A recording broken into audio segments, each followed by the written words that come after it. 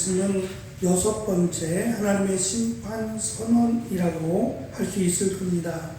모압이라고 하는 나라는 아브라함의 조카 롯과 그의 딸의 근친상간이라는 불미스러운 관계에서 비롯된 민족입니다. 또한 다윗의 증조 할머니가 되는 룻의 나라이기도 합니다.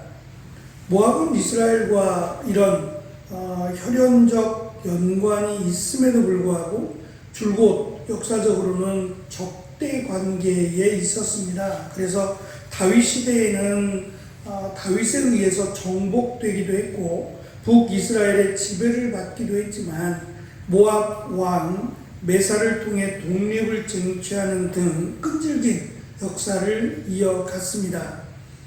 아모스 선지자는 우리가 읽은 말씀 속에서 모압이 이스라엘에게 직접적인 폭력을 가하거나 또는 괴롭힌 것이 아니라 이웃 나라인 에돔에게, 특별히 에돔 왕, 죽은 에돔 왕의 시신을 마치 훼손한 것 때문에 문제를 삼고 있습니다. 모압의 핵심적인 죄는 죽은 에돔 왕의 뼈를 불사른 건데 당시 사람들은 죽음을 매우 존엄하게 여겼고 죽은 자들을 특별히 보살펴야 된다라고 생각을 했습니다. 그래서 무덤은 신성한 공간이었고 왕의 무덤은 더욱 그러했습니다. 크기도 일반 사람과 왕의 무덤의 크기가 현저하게 달랐습니다. 이 죽은 왕, 그러니까 왕이 죽어도 영원히 죽은 게 아니라 그의 영혼은 살아있다고 생각했고 또 그의 영혼이 나라를 지킨다라고 여겨왔기 때문에 더욱 신성하게 여겼습니다.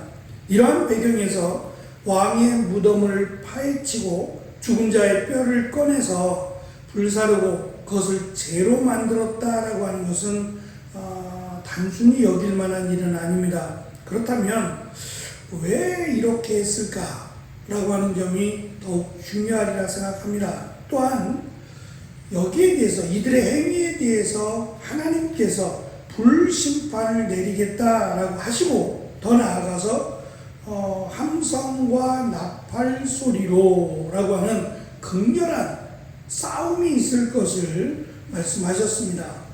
왜 하나님께서 또한 이렇게 분노하셨을까? 왜 하나님께서 앞에 있는 살펴본 다섯 나라와 같이 불로 심판하시겠다라고 할 만큼 하나님이 분노하셨을까? 이들의 죄가 하나님 앞에 어떠한 죄악이었길래 이렇게 하나님이 심판하신다라고 하실까라고 하는 점을 살펴봐야 합니다.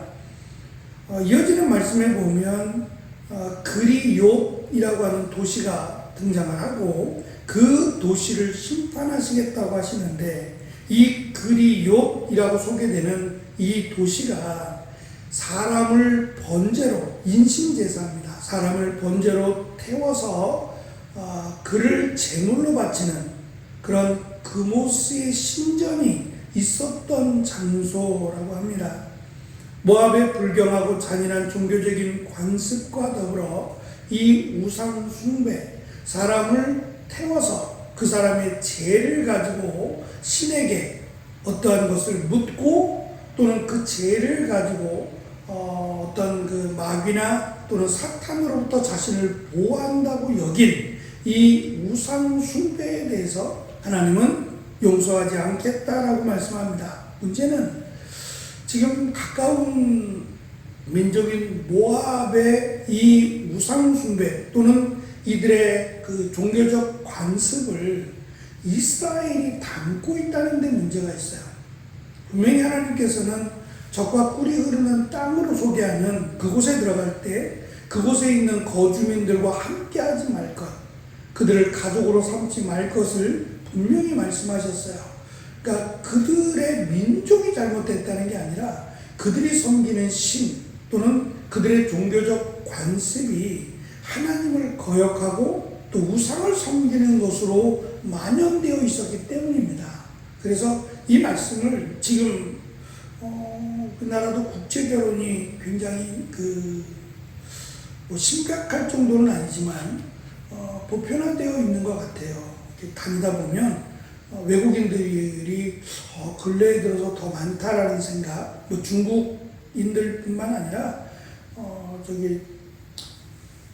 뭐 인접한 소아시아 쪽 사람들도 굉장히 눈에 많이 띄는 걸 보면 일하러 오기도 했겠지만 또한 결혼을 해서 가족을 이루어 사는 지금 이런 시대에 외국인들과 결혼하지 마라 라고 하는 말씀과 연결되면 아닌 것 같아요.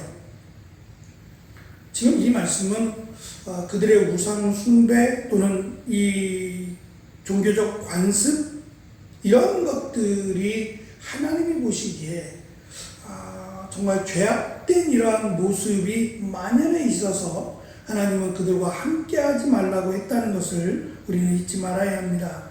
모압에 대한 하나님의 심판은 이스라엘에게 직접적인 영향을 주지 않았더라도 분명 그들이 하나님의 말씀을 거역하고 우상을 섬기는 이러한 모습들, 이것이 은연중에 이스라엘 백성들에게 많은 영향을 끼쳤던 것이 사실입니다. 모압뿐만 아니라 에돔이나 우리가 살펴본 두로나 페니키아나 이런 나라들 역시도 마찬가지입니다. 그래서 이들을 통한 하나님의 심판이 결국 이어지는 두 개의 나라가 이스라엘과 유다입니다. 이 나라가 고스란히 영향력을 이어받아요.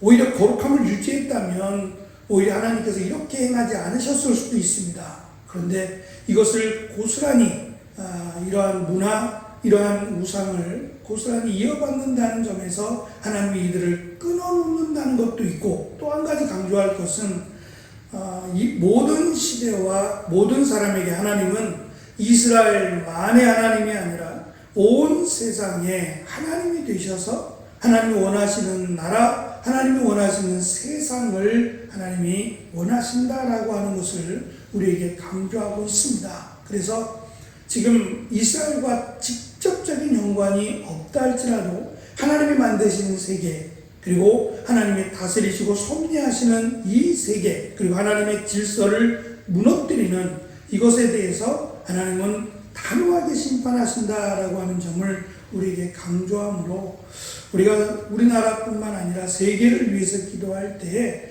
하나님의 다스림을 받는 세계가 될 수 있기를, 하나님이 기뻐하시는 세계를 이루어갈 수 있도록, 그래서 민족주의적인 우리만 살겠다라고 하는 정책은 결국 하나님이 기뻐하시는 정책이 아닙니다.